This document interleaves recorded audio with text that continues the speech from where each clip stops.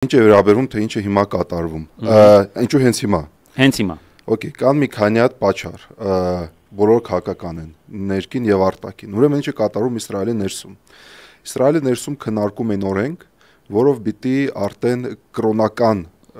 ճամբարին զորակոչեն, որպեսզի գնային պատերազմ։ Եվ այդ օրենքը հիմնական խնդիրներ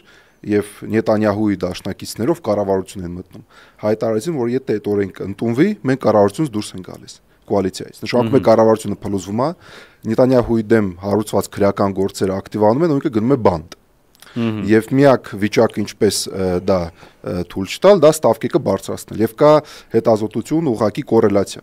Երբ որ Նետանյահուի վարկանիշը ընկնում էր, ինքը սկսում էր պատերազմ Լիբանանում։ Վարկանիշը ընկնում էր, հարվածում էր հութիներին, ու սենց էլի ելնում էր։ Ու հիմա ինքը գնաց վաբանկ։ Այս ներքին իրավիճակը, որ ինքը արդեն deadlock իրավիճակի մեջ էր գտնվում։ Երկրորդը իրենք շատ լավ հասկանում են, որ կար արտաքինում երկու հատ հիմնական ուղղություն։ Առաջինը ԱՄՆ Իրան բանակցությունները, որոնք պիտի լիներ 6-րդ հանդիպումը արդեն, եւ երբ որ մենք իրանցիների հետ խոսում ենք, իրանք բավականի դրական են նայում գործընթացին։ Եվ քաղաքական նպատակներից հետո որ թույլ չտալ, որպեսզի ինչ որ պայմանավորվածություն լինի։ Եվ երկրորդ տրեկը ՄԱԿ-ում նախատեսված էր քննարկում, որպեսզի ճանաչեն Պալեստինան որպես պետություն։ Եվ մեր ծառայությունում նախատեսված էր ֆորում, որտեղ կմիանան Սաուդյան Արաբիան, Ֆրանսիան եւ այլն, որպեսզի առաջ տան այս գործընթացին, Պալեստինան ճանաչեն։ Եվ նկատում կան տարբեր պատճառներ, համներկին, համարտակին եւ հենց այս կոնկրետ պահն են։ Ներողություն մի բան հարցնեմ, այսինքն ես ճիշտ եմ հասկանում, որ